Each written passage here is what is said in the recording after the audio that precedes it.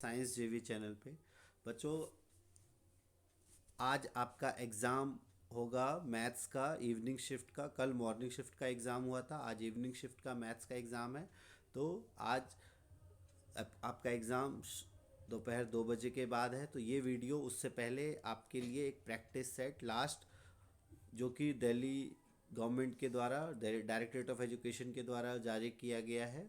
और बहुत सारे क्वेश्चंस आपके इसी में से, जो मॉर्निंग शिफ्ट के पेपर हैं उसमें से भी आए थे। तो ये आपके लिए काफ़ी इंपॉर्टेंट वीडियो है, वेरी वेरी इंपॉर्टेंट वीडियो, कि इसी के फॉर्मेट के ऊपर क्वेश्चंस आपके पेपर में भी आएंगे।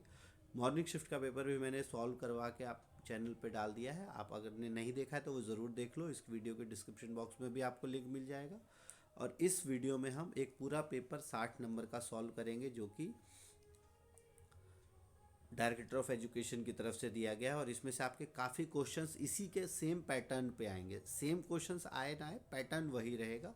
तो स्टार्ट करते हैं। जैसे कि आपको पता है, टोटल 16 प्रश्न होते हैं। पहले खंड में 12 मल्टीपल चॉइस, दूसरे में 2 अंक के 6 क्वेश्चंस, तीसरे में 3 अंक के 3 क्वेश्चंस, चौथे में 5 अंक के 3 क्वेश्चन, और छठे में 3 क्वेश्चंस होते हैं जो सारे 4 4 अंक के होते हैं। तो इस तरह से टोटल आपका 60 मार्क्स का है। और हिंदी इंग्लिश दोनों में होगा ये पेपर। तो हम सॉल्व किसी एक ही लैंग्वेज में कर लेंगे, और क्वेश्चंस में कोई जो टेक्निकल टर्म्स होगा वो मैं हिंदी और इंग्लिश दोनों में बोल दूंगा। तो पहला जैसे है कि निम्नलिखित में से क्या एक द्विपद है, ये जिसे हम कहते हैं बाइनोमियल है। अब बाइनोमियल का मतलब क्या होता है कि जिसमें दो अननोन क्वांटिटी हो।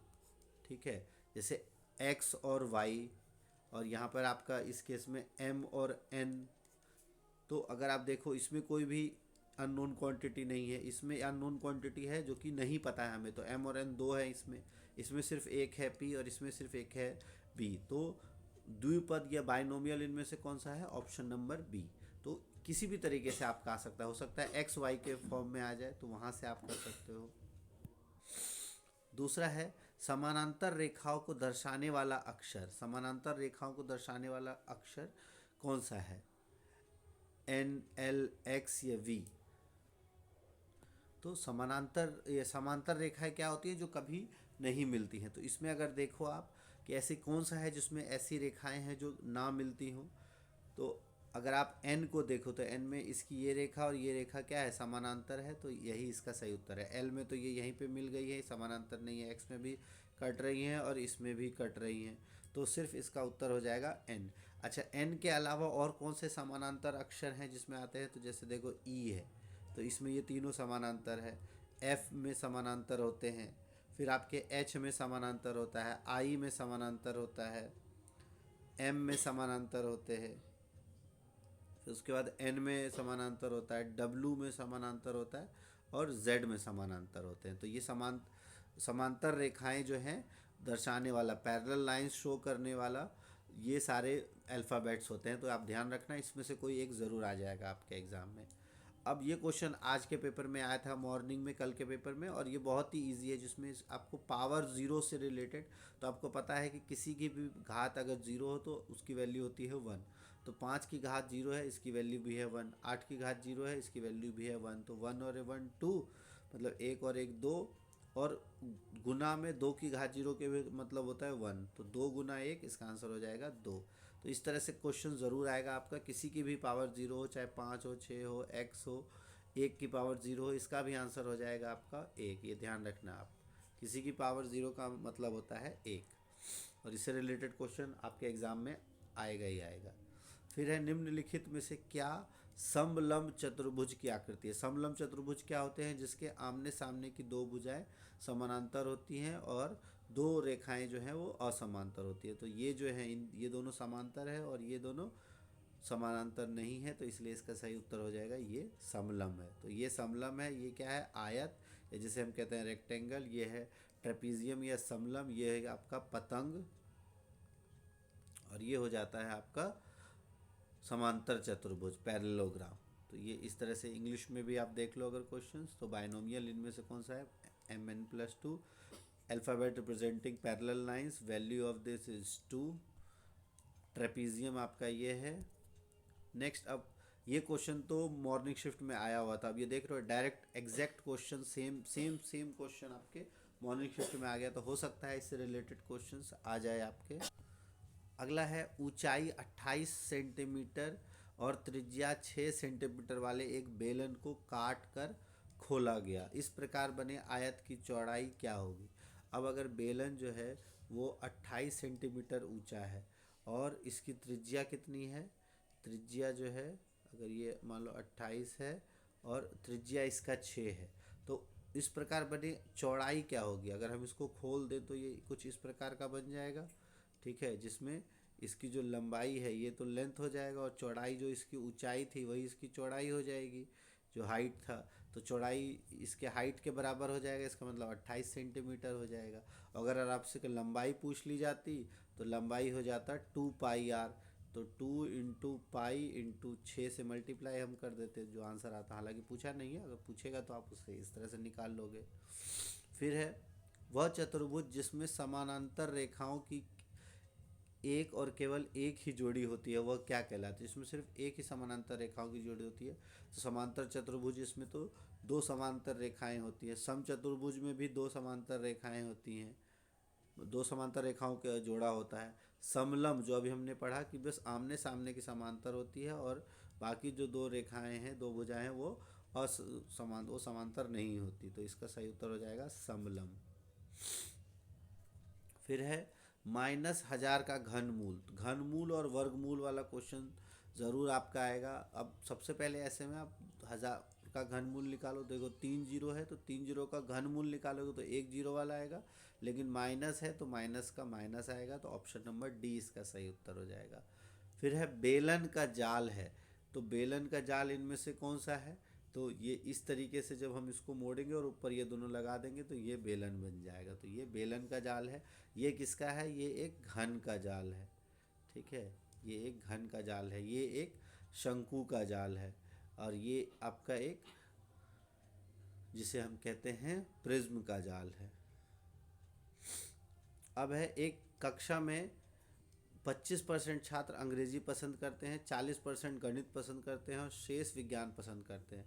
तो देखो इस क्वेश्चन को कैसे करना है, टोटल 100% है, 100 में से 25% अंग्रेजी, तो 100 में से 25% अंग्रेजी हो गए, और 40% गणित है, 40% गणित हो गए। बचा कितना, तो आपको पता है 100 में 25 और 40 ये हो गए, तो इसमें क्या जोड़ोगे जो 100 हो जाएगा, तो ये 40 और 20 60 5 65, बचे कितने 35%, तो 35% जो है वो शेष छात्र हैं। तो अब आपसे पूछा है विज्ञान पसंद करने वाले, तो शेष छात्र विज्ञान पसंद करते हैं, तो 35% इसका सही उत्तर हो जाएगा। इसको हम कैसे निकालेंगे, इन दोनों को जोड़ के 100 में से माइनस कर दो, 40 और 20 65, 100 में से 65 माइनस करोगे 35 आंसर आ जाएगा। फिर है 3Q भुजा वाले घन का पृष्ठीय क्षेत्रफल क्या होगा। अब एक घन का पृष्ठीय क्षेत्रफल होता है आपका 6a², ठीक है, 6a², 6 × भुजा का स्क्वायर, तो 6 × भुजा क्या है 3Q, तो 3Q का जब आप स्क्वायर करोगे तो 3Q का स्क्वायर करोगे तो इसका इस तरह से निकलेगा, 3 का स्क्वायर हो जाएगा 9, तो ये हो गया 9 और Q², तो हो जाएगा 9 × 6 54, यानी 54Q², इसका सही उत्तर हो जाएगा। यही आपसे 3Q भुजा वाले घन का आयतन पूछ लिया जाएगा तो 3 × 9 = 27Q³ हो जाएगा, ठीक है, अगर पूछ लिया जाए। फिर है एक जहाज के मॉडल में मस्तूल 9 सेंटीमीटर होता है, जबकि वास्तविक जहाज का मस्तूल 12 सेंटीमीटर होता है। यदि जहाज की लंबाई 28 मीटर है तो मॉडल जहाज की लंबाई क्या होगी। तो मस्तूल क्या होता है, एक लंबा पोल की तरह से जो कि सपोर्ट करता है जहाज को। तो अब एक जो मॉडल है, मॉडल में जो उस पोल या मस्तूल की ऊंचाई है 9, लेकिन वास्तविक में कितना है 12, तो 9 सेंटीमीटर दर्शा रहा है किसको, 12 मीटर को, ठीक है, ये ध्यान रखना है। 9 सेंटीमीटर जो मॉडल है वो एक्चुअल में 12 मीटर को दर्शा रहा है। तो अब अगर पूछा गया है यदि जहाज की लंबाई 28 मीटर है तो मॉडल जहाज की लंबाई क्या होगी, मतलब ये अगर 28 मीटर है तो मॉडल जहाज की लंबाई क्या होगी। तो आप देखो 12 मीटर का मतलब 12 मीटर को दर्शाया गया है किससे, 9 सेंटीमीटर से, तो 1 मीटर को कितने सेंटीमीटर से दर्शाया जाएगा। अगर हम देखें 1 मीटर को 9/12 3 3 4 सेंटीमीटर से। तो आपको 28 मीटर को दर्शाना है, तो इसको हम 28 से गुना कर देंगे, तो ये हो जाएगा 7। तो 7 से 4 चौके 7 चौके 28, और ये 7 × 3 21 सेंटीमीटर से दर्शाया जाएगा। तो 21 सेंटीमीटर से, तो 28 मीटर की जो लंबाई है वो 21 सेंटीमीटर के मॉडल से दर्शाई जाएगी। तो इसका उत्तर ये हो जाएगा। अब हम देखेंगे सेक्शन बी, खंड ब के प्रश्न। m² - 25, ये भी आज के एग्ज़ाम में जो मॉर्निंग शिफ्ट का एग्ज़ाम हुआ था कल, उसमें आया था, जिसमें आपको इस आइडेंटिटी पे, जो कि a² - b² = a+b और a-b, इससे रिलेटेड ये आपको पता होना चाहिए। इससे रिलेटेड क्वेश्चन आता ही आता है, तो इसमें भी इसी का इस्तेमाल हो जाएगा। m² - 25, तो 25 किसका स्क्वायर है? 5 का स्क्वायर है, तो ये हो गया आपका m² - 5 का स्क्वायर। तो अब जब इसको इस फॉर्म में लिखोगे, गुणनखंड निकालना होगा, तो a+b, मतलब दो गुणनखंडों में एक हो जाएगा m+5 और एक हो जाएगा m-5। तो इस तरीके से हम इसका निकाल लेंगे। तो ये दो उत्तर हो गया। अब तीसरा है, निम्नलिखित आकृति के लेबल वाला सामने से दृश्य बनाइए। तो ये एक क्या है आपका? ये एक घन के आकार का बनेगा। तो बस एक आपको घनाभ के आकार का या घन के आकार का, उसका आपको इस तरह से बना देना है। और सामने से आपका इसमें मिल्क लिखा रहेगा। सामने सामने से आपको इस तरीके का दिखाई देगा, यहाँ आपका मिल्क है। फिर है चौथा question, p q q-r r-p का योग ज्ञात करना है। तो पहले सबको मल्टीप्लाई कर लेते हैं यहाँ पे। तो देखो, इसको अगर हम मल्टीप्लाई करें, तो इधर अगर मल्टीप्लाई करते हैं तो p × p हो जाएगा p² - pq।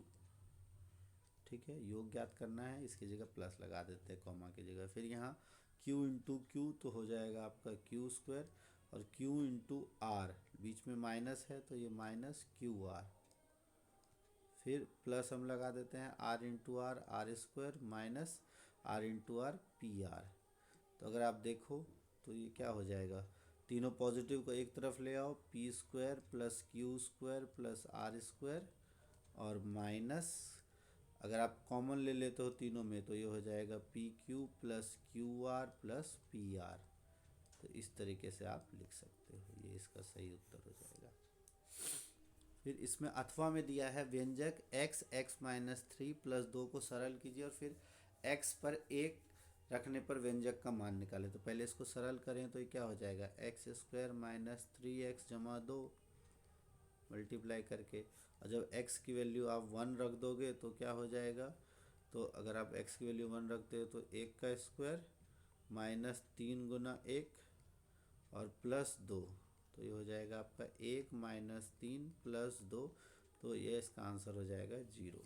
तो इस तरीके से हम निकाल लेंगे। फिर ये आपका इंग्लिश में दिया हुआ था।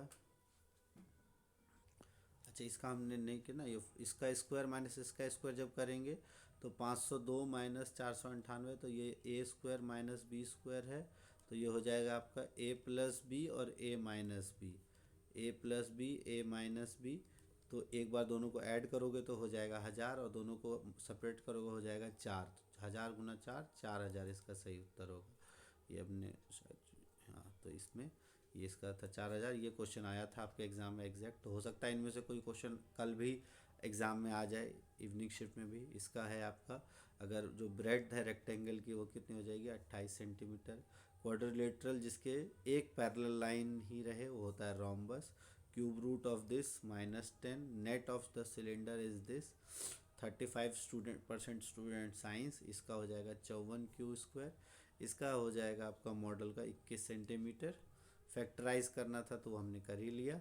लेबल डायग्राम ये सब हमने कर ही लिया। नेक्स्ट, अब पांचवा क्वेश्चन है, वह संख्या ज्ञात करना है जिसे 392, ये देखो इस तरह का क्वेश्चन भी आपके एग्जाम में आएगा ही आएगा।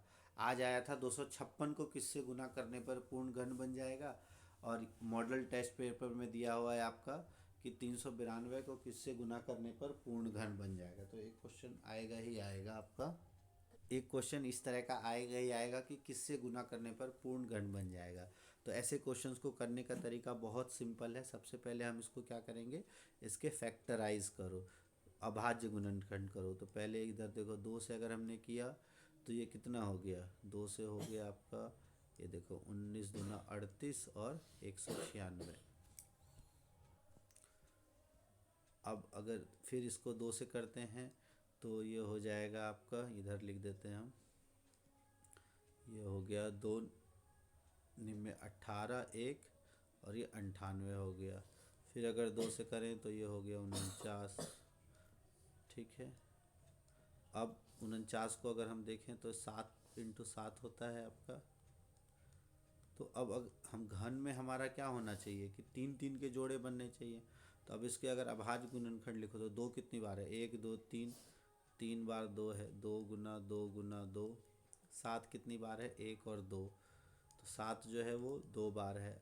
अब जब इसको पूर्ण घन बनाना है तो हमको 3 के जोड़े चाहिए, तो 2 का तो बना हुआ है 3 जोड़ा, एक 7 कम है तो इसको किससे गुना करेंगे, 7 से। 7 से गुना करेंगे तो ये एक पूर्ण घन बन जाएगा, 2 गुना 7, और उसका घनमूल क्या हो जाएगा, 14। और वह संख्या क्या हो जाएगी, तो 392 को जब आप 7 से गुना करोगे तो देखो कितना हो जाएगा, ये हो जाएगा आपका 9 7 दूना 14, 9 9 सत्ते 63, और 63 और 1 64, 6 9 तिया 27 और 6, सॉरी 7 तिया 21 और 6 27, तो 2744 वो संख्या होगी जब इसको किससे गुना करना पड़ेगा, 7 से। तो इस तरह का एक क्वेश्चन आएगा ही आएगा एग्जाम में, ध्यान रखना। अब उसके बाद है, नवनीत के पास अपनी 75% धनराशि खर्च करने के बाद 425 रुपये बचे थे। उसके पास कितनी धनराशि थी। तो 75% अगर कोई धनराशि खर्च कर देगा तो बचा हुआ बचेगा कितना, 25% धनराशि, और 25% धनराशि का मतलब है 425 रुपये। तो पूछा गया है कितनी धनराशि थी, तो टोटल धनराशि थी उसके पास 100%, तो 25% 425 के बराबर है। 100% के लिए हम क्या करेंगे, आपका 25% जो है वो 425 के बराबर है, तो इस 25% को 4 से गुना करते हैं, तो यहाँ भी हम इसको क्या करेंगे, 4 से गुना कर देंगे, या फिर इसको 25 से डिवाइड करके, और जो ये आपका क्या आंसर आया 4, और इसको गुना करेंगे हम किससे, 425 से। तो देखो 25 गुना, अगर ये देखो 5 से होता है 5, और 5 अट्ठे 40, 2 ये, फिर 5 से करते हैं तो ये हो जाता है 17, तो 1700 इसका सही उत्तर हो जाएगा। तो उसके पास कितनी धनराशि थी, 1700। नेक्स्ट, अच्छा उसके बाद ये एक क्वेश्चन है जिसमें कहा गया है z² -4z -12 को z-6 से भाग देना है। तो अब भाग दे के आपको आंसर निकालना है। तो भाग का हम देख लेते हैं, यहाँ पर क्या दिया है आपको, देखो ये दिया है z² -4z -12, और इसको हम डिवाइड करेंगे किससे, z-6 से। इसको थोड़ा बड़ा कर लेते हैं। तो सबसे पहले यहाँ देखो, यहाँ z² है, यहाँ z है, तो एक बार z से गुना करेंगे, हम इससे लिख देता हूँ, एक बार जब हम z से गुना करेंगे तो z को इससे मल्टीप्लाई किया तो हो जाएगा आपका z², और z को इससे करेंगे तो हो जाएगा -6z। ठीक है, तो अब ये यहाँ माइनस, और ये माइनस था तो माइनस का प्लस, तो ये तो कट जाएगा। यहाँ बचा -4 और +6, तो ये हो जाएगा 2z प्लस का -12। अब z को इससे मल्टीप्लाई करेंगे तो 2 बार में होता है, लेकिन यहाँ प्लस है तो प्लस में 2, तो यहाँ पर आपने +2 से इसको मल्टीप्लाई किया तो ये हो जाएगा 2z, और 2 को 6 से करेंगे तो 12 होगा, लेकिन माइनस है तो -12। अब ये पूरा का पूरा ये माइनस, और ये माइनस का प्लस हो जाएगा, तो ये प्लस माइनस प्लस, ये कट के आपका 0 आ जाएगा। तो ये हो गया इसका भागफल। तो आपसे पूछा क्या गया है, जब इसको भाग दीजिए तो इस तरीके से आपको निकाल देना है। अब अगला देखते हैं, इसमें आपको बार बार घटाने की विधि से 194 का वर्गमूल ज्ञात करना है। ये भी बहुत अच्छा क्वेश्चन रहता है, इसको भी यहाँ हम देख लेते हैं। बार बार घटाने की विधि का मतलब क्या होता है, तो इसमें जैसे हमारा 196 है नंबर, तो यहाँ पे हम क्रम वाइज अभाज्य संख्याओं को घटाते हैं और नंबर उसको देते जाते हैं। जैसे पहला नंबर हमने दिया 196 माइनस 1, तो ये हो गया आपका 195। अब अगली बार हम जो दूसरा नंबर है हमारा वो हो जाएगा आपका 195 माइनस 3, तो हो जाएगा आपका 192। फिर तीसरा ये नंबर हो जाएगा आपका 192 माइनस 5, तो ये हो गया आपका 12 माइनस 5 187। फिर जब आप चौथा नंबर करोगे तो हो जाएगा 187 माइनस 7, तो ये हो गया आपका 180। पांचवा नंबर हो गया आपका 180 माइनस 7 के बाद 9, तो ये हो गया आपका 171। फिर छठा नंबर हो गया आपका 171 माइनस 11, तो ये हो गया आपका 160। फिर सातवां नंबर हो गया आपका 160 माइनस 13, तो ये हो गया आपका 147। फिर आठवां नंबर यहाँ पर हम देखें तो 147 माइनस 15, तो 147 माइनस 15 हो गया आपका 7 में से 5 गया 2, तो 132। फिर ये नौवां नंबर यहाँ हम लिखते हैं, नौवां हो गया आपका 132 माइनस 17, तो ये हो गया आपका 12 माइनस 15 115। फिर 10वां नंबर हो गया आपका 115 माइनस 19, तो अब हो गया आपका ये 90 और 15 में से 9 गया 96। 11वां नंबर हो गया आपका 96 माइनस 19 के बाद होता है आपका 21, तो 96 में से 21 माइनस करोगे ये हो गया 6 में से 1 गया 5, 9 में से 2 गया 7, 75। फिर 12वां नंबर हो गया आपका 75 माइनस 23, तो जब इसको माइनस किया आपने तो 75 माइनस 23 हो गया 5 में से 3 गया 2, 7 में से 2 गया 5, 52। फिर 13वां नंबर हो गया आपका 52 माइनस, फिर ये 23 का हो गया आपका 25, तो ये हो जाएगा 52 माइनस 25 हो गया आपका 27। और फिर 14वां नंबर हो गया आपका 27 और 25 के बाद अगला जो है वो है 27, तो ज़ीरो। तो अब आपका जो ज़ीरो आया वो कौन से नंबर पे आया? 14वें नंबर पे आया। तो इसीलिए जो हमारा 196 है उसका जो घन मूल है वो लगातार सब्ट्रैक्शन मेथड से वो कितना हो जाएगा? 14। तो इस तरीके से ऐसे क्वेश्चंस को किया जाता है। बहुत आसान है, थोड़ा सा समझ लो तो बहुत आसानी से आप इसको कर सकते हो। तो हमारा उत्तर जो है वो क्या हो जाएगा? 14 इसका सही आंसर हो जाएगा। अगला है अभाज्य गुणनखंड विधि से 148 आपको बताना है पूर्ण वर्ग है या नहीं। तो अभाज्य गुणनखंड विधि क्या होती है कि जब आप इसको इस तरीके से निकालते हो तो 148 अगर हम देखें 148, इसको पहले 2 से हम किया, हम ये हो गया हमारा 74, फिर 2 से किया हमने, ये हो गया हमारा 37। तो अगर आप देखो ये तो 2 के जोड़े बन गए लेकिन 37 इसका जोड़ा नहीं बन पाया, तो इसलिए पूर्ण वर्ग संख्या नहीं है। ठीक है। अब अगला है 9वां क्वेश्चन, निम्नलिखित रेखाखंडों से बनने वाले चतुर्भुजों के नाम बताइए, उनमें से प्रत्येक का एक गुण लिखिए। तो इसमें अगर आप ध्यान से देखो तो दो बराबर हैं, दो भुजाएं बराबर हैं। ठीक है, तो मतलब एक लंबाई है और एक चौड़ाई है। तो इससे आप क्या क्या बना सकते हो? एक आयत बना सकते हो आप। ठीक है, एक समानांतर चतुर्भुज बन सकता है। ठीक है, तो दो चीज़ें बन सकती हैं, एक समानांतर चतुर्भुज और एक आयत, जिसमें क्या होता है कि ये और ये भुजा बराबर होगी और ये भुजा बराबर होती है। इसमें ये लंबाई बराबर है और चौड़ाई बराबर है। तो इस तरीके से दोनों के एक एक गुण आपको लिख देने हैं। जो आयत है उसमें सारे कोण जो है वो 90 डिग्री के होते हैं, और जो समांतर चतुर्भुज है उसके आमने सामने के जो कोण है वो मिला के आपके 180 डिग्री के होते हैं, आप लिख देना है। अगला क्वेश्चन है 10वां, 10ab plus 4a plus 5b plus 2 का गुणनखंड करना है आपको। तो गुणनखंड कैसे करते हैं? तो पहले आप इसको इस तरीके से करना है, आपको अलग अलग करके लिखना है। अगर ध्यान से देखो, ये 4A 5B और 10AB को ऐसे लिखना है कि इसके बराबर में आ जाए। तो 4 और 5 को करते हैं तो 20 होता है, ठीक है। और 10 इंटू 2 ये आपका 20 होता है। और 10 को इस तरीके से करना है कि आपका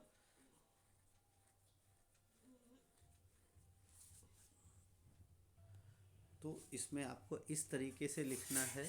अब 10AB को अगर आप देखो, इसके साथ अगर हम लिखते हैं 10AB प्लस 4 है 5B, तो इसमें से क्या कॉमन आ सकता है? यहाँ पे 2A अगर आप कॉमन ले लेते हो तो 2A अगर आप यहाँ कॉमन लेते हो इन दोनों में, तो ये क्या बचता है 5B प्लस 2, और प्लस में यहाँ पर 5B प्लस 2 दिया हुआ है, ठीक है। तो यहाँ से हम क्या कॉमन ले सकते हैं? दोनों से 1 कॉमन ले सकते हैं। तो ये हो जाएगा आपका 2A प्लस 1 और 5B प्लस 2। तो ये इसके अभाज्य गुणनखंड हो जाएंगे। तो इस तरीके से हम इसको कर सकते हैं। अगला क्वेश्चन ये था 10वां क्वेश्चन। अब सेक्शन डी, जिसमें कि 5 अंक के 3-3 क्वेश्चंस दिए हैं। इसमें आपको क्या क्या कहा गया है? एक पंचभुज है, उसको चित्र के अनुसार 2 भागों में विभाजित किया जाता है, ठीक है। अब दोनों तरीक़ों से इसका क्षेत्रफल निकालना। पहले इस तरीके से अगर हम क्षेत्रफल निकाल लें, ये देखो यहाँ तक आपको 15 दिया है, ठीक है। और टोटल जो है वो आपको 30 दिया है। और पहले अगर हम इस तरीके से निकालें, इस तरीके से अगर आप निकालना चाहो ये,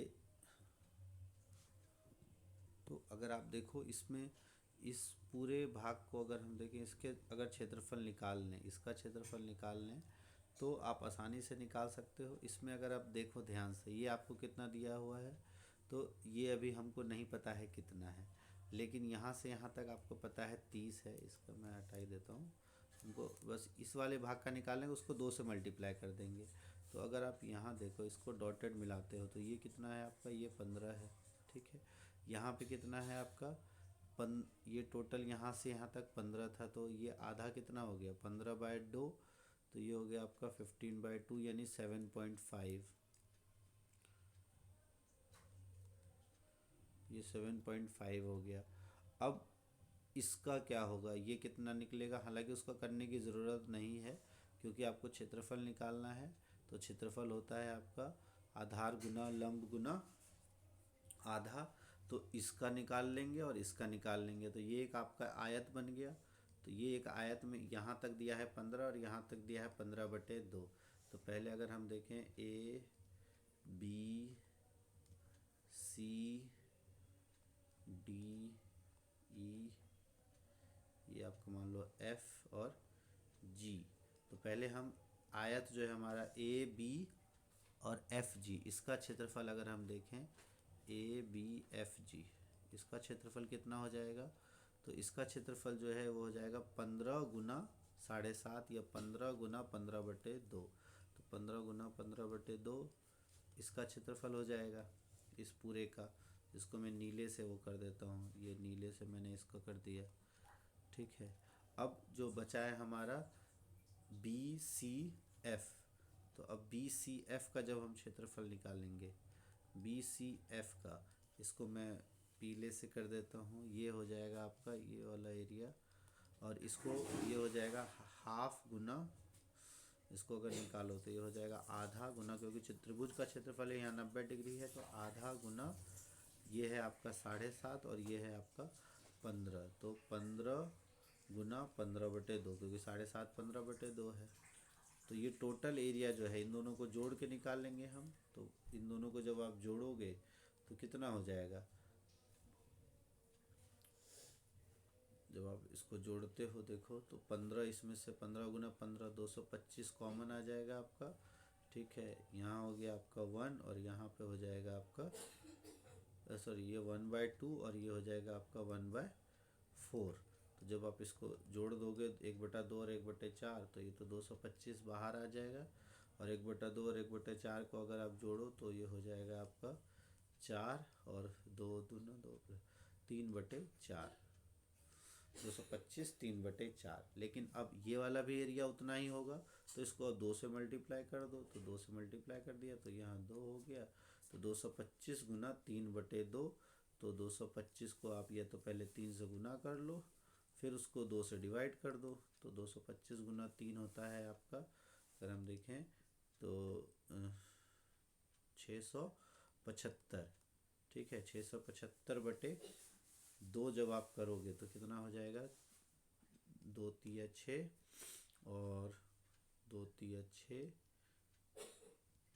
और 2 सत्ते 14, 337.5।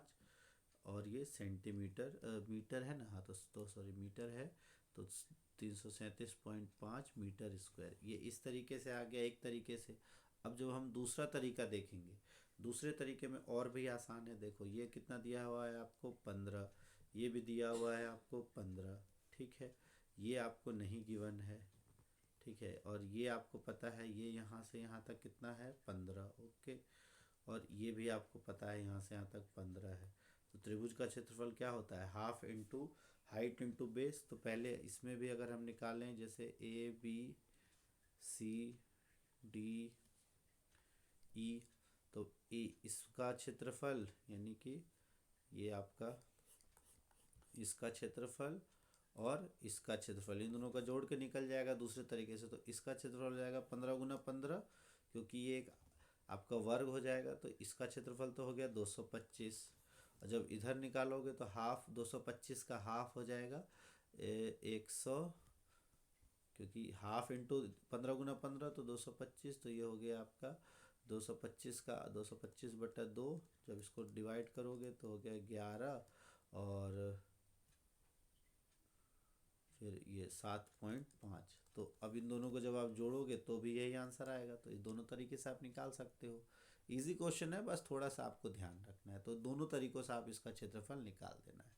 फिर अगला क्वेश्चन 12वां दिया हुआ है कि अनिकेत ने एक बैंक में 50,000 रुपये जमा किए। 10% वार्षिक चक्रवृद्धि ब्याज की दर प्रदान करता है बैंक। 1 वर्ष बाद अनिकेत को कितना ब्याज मिलेगा। अब देखो 1 वर्ष बाद अनिकेत को कितना ब्याज मिलेगा, तो 1 वर्ष का ब्याज आपको पता है होता है P×Q×R, क्योंकि पहले वर्ष जो है वो आपका सॉरी P×T×R, PRT कह लो या PTR/100 होता है ब्याज आपका, इंटरेस्ट। और पहले साल के लिए चक्रवृद्धि ब्याज और साधारण ब्याज बराबर होता है, P×T×R। तो P है आपका 50,000, रेट है 10, और 1 वर्ष के लिए तो P×50, अगर हम यहाँ देखें तो हो जाएगा आपका 50,000 गुना टाइम है 1 वर्ष, और आर है आपका 10, और बटे में आप 100 यहाँ कर देते हो। तो ये देखो 1 0 से 1 0, 1 0 से 1 0, तो टोटल 5,000 इंटरेस्ट हो गया। तो पहला जो ब्याज है वो कितना मिलेगा निकेत को, 5,000 रुपये। ठीक है, दूसरा वर्ष का मूलधन निकालना है, तो इसमें ये ऐड हो जाएगा। तो दूसरे वर्ष का मूलधन कितना हो जाएगा, 55,000 रुपये। तीसरा है 4 वर्ष बाद चक्रवृद्धि ब्याज निकालना है, 4 वर्ष बाद। तो चक्रवृद्धि ब्याज 4 वर्ष बाद हम कैसे निकालेंगे, तो उसके लिए अलग फॉर्मूला होता है। तो अब जैसा कि आपको पता है, अमाउंट का फॉर्मूला जो है वो होता है आपका A=प्रिंसिपल और 1 जमा जो आपका दर है R/100, और इसकी पावर T या N जो लिखना चाहो टाइम। अब इसमें अगर हम रखते हैं, पहले हम 4 साल के बाद अमाउंट निकाल लेते हैं। तो A=P है आपका कितना, प्रिंसिपल, इनिशियल प्रिंसिपल कितना है 50,000, और फिर आपका दर कितना है। अच्छा देखो, इसमें आप इस तरह से भी निकाल सकते हो। दूसरे वर्ष के बाद 3 साल के लिए रहेगा, तो दूसरे वर्ष का आप निकाल सकते हो। यहाँ 55,000 प्रिंसिपल था, तो 55,000, फिर 1 प्लस रेट तो उतना ही था 10, और 10/100, और गुना में 3, क्योंकि उसके बाद अब 3 साल ही बचे। तो 55,000 गुना 1.1 यानी कि 11/10, क्योंकि ये देखो ये इससे 1/10, तो 11/10 का क्यूब जब आप निकाल लोगे तो ये क्या हो जाएगा, 55,000 गुना 11 का घन हो जाएगा 1331, और नीचे 10 का घन हो जाएगा 1000। तो 1000 से 3 0 कट गए। तो 55 को जब आप 1331 से मल्टीप्लाई करोगे तो ये हो जाएगा आपका 73,205। तो ये तो आ गया आपका अमाउंट। और आपको निकालना है ब्याज। तो अब हम क्या करेंगे, अमाउंट में से जो हमारा इनिशियल प्रिंसिपल था उसको माइनस कर देंगे। तो 73,250 में से जब आप 50,000 माइनस कर दोगे तो आपका आंसर कितना आ जाएगा। ये जब इस 73 में से 50,000 को माइनस कर दोगे तो 73,205 में से, तो 5 में से जीरो हो गया 5, फिर ये जीरो, 205 का 205, और 3 में से ये 3, और 7 में से 2 हो गया 2, तो 23,205 रुपये ये 4 साल का ब्याज आ जाएगा, चक्रवृद्धि ब्याज। तो ये क्वेश्चन था, इस तरीके से आप आसानी से इसको कर सकते हो। अब देखते हैं अगला क्वेश्चन। अच्छा, ये इंग्लिश मीडियम में सेम क्वेश्चन है, इसमें कोई दिक्कत नहीं, आप आसानी से कर सकते हो। सेम इंग्लिश मीडियम में भी उसी तरीके से होगा जिस तरीके से हिंदी मीडियम में होगा। अब हम देखेंगे क्वेश्चन नंबर 13, 14, 15, 16, 4 क्वेश्चन। तो अब 13th क्वेश्चन देखते हैं। इसमें क्या कहा गया है कि इस तरह से एक दिन में अलग अलग समय के द्वारा कार द्वारा तय की गई दूरी दर्शाई गई है, जिसमें सुबह 9 बजे 50 किलोमीटर में, 10 बजे 150 किलोमीटर दिखा रहा है, 11 बजे 200, 12 बजे 250 और 1 बजे 275। अब इसके लिए आपको ग्राफ बनाना है। तो बहुत आसान है, आप ग्राफ बना लो, नीचे समय रख लो और ऊपर जो है वो दूरी रख लो। जैसे समय में आप अगर स्टार्ट करते हो, मान लो 9 बजे, 10 बजे, यहाँ 9 हो जाएगा, 10, फिर 11, 12, इस तरह से एक, और इधर आप समय रख लो 50-50 के, उसमें 50, 100, 150, 200, 250 और 275। तो उसके अकॉर्डिंग इस तरह से आपका ग्राफ बन जाएगा पॉइंट वाइज करके। और जैसे 9 बजे आपका 50 है, इस बजे 100 है, तो दोनों पॉइंट को मिलाओ। फिर 11 बजे जितना है, तो उस तरीके से इस तरह से आपका ग्राफ बन जाएगा। वही ग्राफ आपको बनाना है। यहाँ आपको रखना है दूरी, यहाँ रखना है समय। फिर है, सरकार ने कुछ वर्षों के दौरान जंगल में हाथियों की संख्या की गणना की और निम्न ग्राफ बनाए। इस तरह का ग्राफ दर्शाया गया। इसमें लगातार वर्षों के दौरान हाथों की संख्या बराबर थी। किन किन के दौरान हाथों की संख्या बराबर थी, तो अगर आप देखो यहाँ पर और यहाँ ये बराबर है, तो लेकिन ये जो वर्ष हैं ये लगातार नहीं है। आपसे पूछा गया है ऐसा कौन सा है जहाँ पे लगातार ऐसा हो। तो अगर आप देखो, ये यहाँ पे दिख रहा है आपको, यहाँ और यहाँ, ये लगातार वर्ष 2011 और 12 इनके बीच में संख्या बराबर थी। तो इसका सही उत्तर हो जाएगा 2011-12। दूसरा है आपका, इसका हो जाएगा 2011-12। फिर है 2013 में हाथियों की संख्या का 2014 की हाथियों की संख्या का अनुपात निकालना है। तो 2013 में कितनी थी, तो अगर आप इसको निकालो तो देखो कितना है, ये 240 है, ये 200 है, तो ये हो गया 210, ये हो गया आपका 220 और ये हो गया 230। तो 2013 में कितने हैं, 230, 2014 में है 200। तो आपको 2013 में हाथों की संख्या मतलब 230 और 2014 में हाथों की संख्या मतलब 200, इसका अनुपात निकालना है। तो जब हमने किया तो देखो 23/20 अनुपात आ जाए, क्योंकि कटता नहीं है, तो इसका अनुपात हो गया 23:20। फिर गिने गए हाथियों की अधिकतम और न्यूनतम संख्या के बीच अंतर। तो अधिकतम संख्या आपको पता है यहाँ है और न्यूनतम संख्या यहाँ है।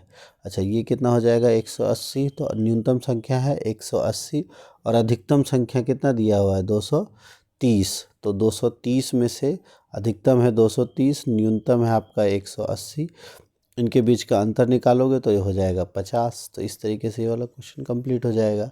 अब खंड ई है, इसमें आपके 4-4 नंबर के क्वेश्चन है, टोटल 3 क्वेश्चन। पहला जैसे दिया है कि अलजेब्रा में कि छात्रों की क्षमता का परीक्षण के लिए ब्लैक बोर्ड पर एक आयत और एक वर्ग बनाया है और उनकी भुजाओं को इस तरीके से चिन्हित किया गया है। अब आपको बताना है उपरोक्त जानकारी के आधार पर कि प्रश्नों को, तो वर्ग का क्षेत्रफल के लिए बीजीय व्यंजक। अब जो वर्ग है ये है आपका, उसकी एक भुजा ये है, तो इसका क्षेत्रफल क्या होता है, तो भुजा का स्क्वायर। तो जब हम इसका स्क्वायर कर दोगे, तो इसका स्क्वायर करेंगे तो क्या हो जाएगा, ये ए प्लस बी प्लस सी के रूप में हो जाएगा। तो ए प्लस बी प्लस सी के स्क्वायर का जो होता है वो क्या होता है, A square plus B square plus C square. तो पहला टर्म है 2a, तो ये हो जाएगा 2a का स्क्वायर कितना हो जाएगा, तो 2a का स्क्वायर जब आप करोगे तो ये हो जाएगा 4a स्क्वायर। फिर -3 का करोगे तो हो जाएगा +9x² प्लस b², ये तो हो गया +a² + b² + c²। फिर उसके बाद आता है +2ab, तो यहाँ माइनस हो जाएगा 3 दूना 6ax, फिर -2 होता है ना, 3 दूना 6 दूना 12 हो जाएगा, यहाँ 12ax, फिर -3 × 2 × b, तो 3 दूना 6xb, फिर हो जाएगा आपका +2 दूना 4ab। ये इसके क्षेत्रफल का फॉर्मूला हो जाएगा। फिर आयत की लंबाई और चौड़ाई के बीच अंतर निकालना है। ये आयत की आपको चौड़ाई दी है, ये लंबाई दी है, ये होता है आपका लेंथ, ये होता है ब्रेड्थ। इन दोनों के बीच अंतर निकालना है, तो ये क्या हो जाएगा a + 3b और -x + 1, क्योंकि माइनस ऑफ माइनस करेंगे तो प्लस हो जाएगा, तो ये आंसर हो जाएगा इसका दूसरे का। तीसरा है a की वैल्यू 5 है, b की वैल्यू 1 है, x की वैल्यू 3 है, तो वर्ग की भुजा ज्ञात करनी है। तो इसमें आप रख दो, तो a की वैल्यू 5 रखो तो क्या हो जाएगा, देखो 5 दूना 10, b की वैल्यू कितनी रखनी है 1, तो 3 एकम 3, तो 10 - 3, और फिर ये x की वैल्यू 3 रखनी है, तो -3 × 3 9, प्लस b की वैल्यू 1 रखनी है, तो प्लस हो गया 1, तो 11 - 9 तो 2 आ जाएगा, तो वर्ग की भुजा कितनी हो गई 2। अब इसी तरीके से यहाँ अगर रखते हो इसका क्षेत्रफल निकालना है, तो x - 1 है इसका ब्रेड, तो x 3 है, तो 3 - 1 2, ये हो गया, और a + 3b, तो 5 + 3 × b, तो 5 + 3 तो 8 हो गया, तो 2 × 8, तो इसका क्षेत्रफल कितना हो जाएगा 16 वर्ग।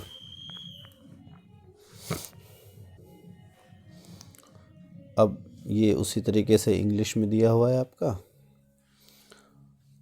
15वां क्वेश्चन है, क्रॉस कंट्री एक दौड़ प्रतियोगिता है जिसमें धावक पहले से तय दूरी पूरी करते हैं और अलग अलग गतिविधियां शामिल होता है।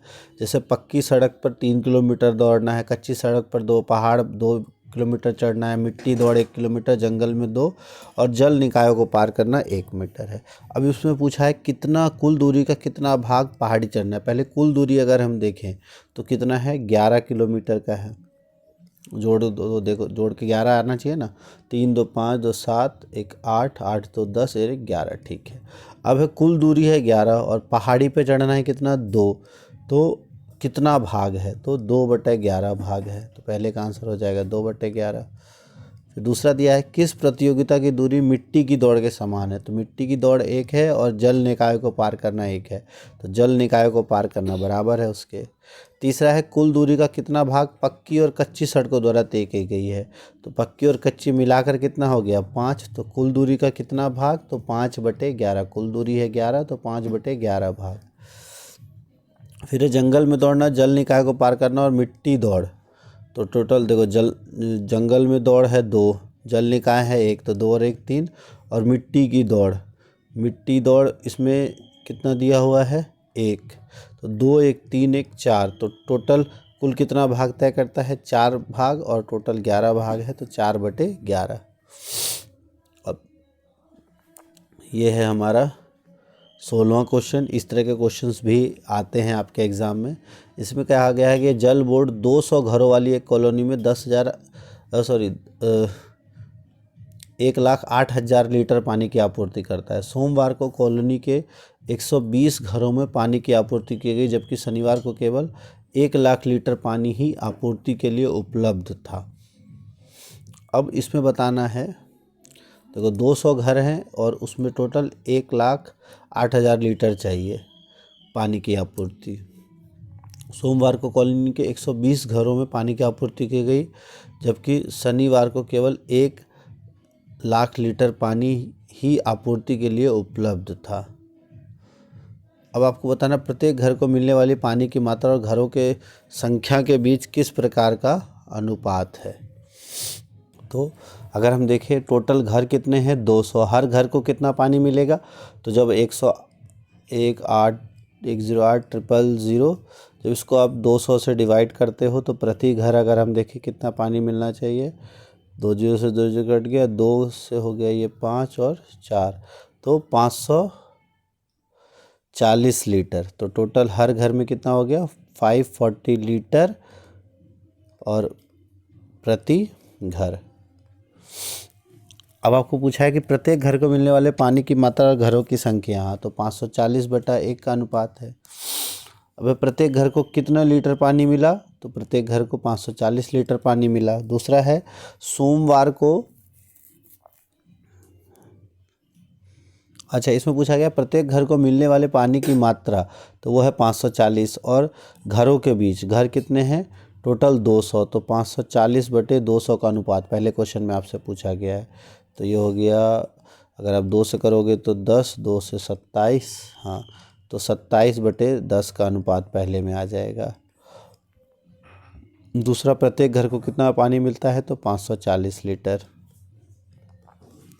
तीसरा इसमें दिया है सोमवार को कितने लीटर पानी की आपूर्ति की गई, तो सिर्फ 120 घरों में आपूर्ति की गई, तो टोटल 540 लीटर मिलता है 120 घरों में। 540 से मल्टीप्लाई कर दोगे तो आंसर क्या होगा, पीछे जो 2 जीरो, 12 चौके 48 के 8, हासिल लगे 4, 12 पंचे 60 और 4 64, तो 64,800 लीटर इसका उत्तर हो जाएगा। उसके बाद है इसका उत्तर हो जाएगा। फिर शनिवार को कितने घरों को पानी मिला, तो टोटल इतनी है और प्रति घर के लिए 540 है, तो कितने घरों को आपूर्ति होगी, 540 से इसको भाग दे देते हैं। तो अगर आप इसको भाग देते हो, अब फिर पहले अब देखो, अगर 2 से करते हो तो ये होता है 27 और 2 से यहाँ करते हो तो ये 50 और 0 अब 27 से अगर आप करो तो अप्रॉक्सीमेटली जब निकालोगे तो कितना हो जाएगा, तो इसको जब भाग करोगे तो 185 पूरा भाग हो जाएगा। तो शनिवार को कितने घरों को पानी मिला होगा, 185 घरों को। तो इस तरीके से ये पूरा पेपर आपका हमने सॉल्व कर लिया। इंग्लिश में अगर आप देखना चाहो, ये क्वेश्चन है आपके इंग्लिश के और बहुत ईजी है। तो ये पूरा पेपर हमने सॉल्व कर लिया, जो कि आज जो आपका एग्ज़ाम होने वाला है उसके लिए बहुत ही इम्पॉर्टेंट है। आपको एग्ज़ाम के लिए ऑल द बेस्ट। इसी तरह के क्वेश्चंस पेपर आपके आएंगे और एग्ज़ाम का जो भी पेपर होगा उसकी आंसर की भी आपको इसी चैनल पे मिल जाएगी। जैसे ही आपका एग्ज़ाम ख़त्म होगा आप आंसर की इसमें देख लेना और आप उससे मिला सकते हो। अगर आप डिटेल्ड आंसर की कहोगे तो कोशिश करेंगे हम शाम तक डिटेल्ड आंसर की भी लाने की, लेकिन जो आंसर की आएगी उसमें हम एक ब्रीफ हर एक क्वेश्चन का दे देंगे कि किस प्रकार से आपका पेपर के आंसर्स आएंगे। तो अच्छे से प्रैक्टिस कर लो, इसी तरह के क्वेश्चंस आएंगे। वीडियो को अपने दोस्तों तक भी शेयर कर दो और वीडियो अच्छी लगे तो लाइक ज़रूर कर देना। एंड ऑल द बेस्ट, और ज़रूर बताना आपका पेपर कैसा गया इसके बाद। थैंक्स फॉर वॉचिंग, और आंसर की ज़रूर मिला लेना जब मैं शाम को अपलोड करूँगा। सो ऑल द बेस्ट, अच्छे से तैयारी करो। Thanks for watching science GV।